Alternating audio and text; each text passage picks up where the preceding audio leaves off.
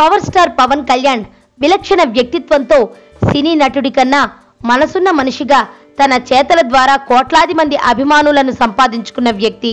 మనిషి అన్నాక బలహీనతలు సహజం.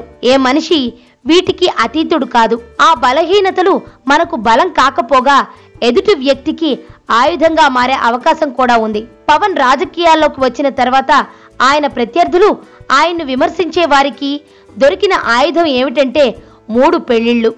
ఈ విషయంపై ఎంతో మంది పవర్ స్టార్ ను విమర్శించారు. అది ఆయన వ్యక్తిగత వ్యవహారం అయినప్పటికీ పదే పదే బయటకు లాగుతూనే ఉంటారు. ఈ సంగతి పక్కన పెడితే పవన్ తన 3వ భార్య అన్నా లెజ్నోవాకి కూడా విడాకులు ఇవ్వబోతున్నాడని ఫిలిం నగర్లో గుసగుసలు వినిపిస్తున్నాయి.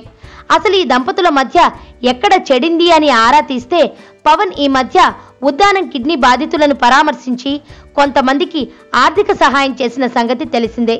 ఎప్పటినుంచో పవన్ చేస్తున్న పనులను చూస్తూ మారు మాట్లాడకుండా ఉన్న అన్న ఈసారి మాత్రం భర్తను నిలదీసిందట.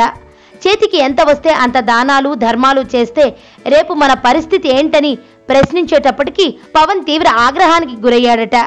నేనింతే, నా ముందు ఎవరైనా బాధపడితే నేను చూడలేను, సాయం చేసే వరకు నిద్రపోను, నాతో ఉండాలనుకుంటే ఉండు, లేదంటే వెళ్ళిపో అని చెప్పేటప్పటికీ ఆమె తీవ్ర మనస్తాపానికి గురైందట.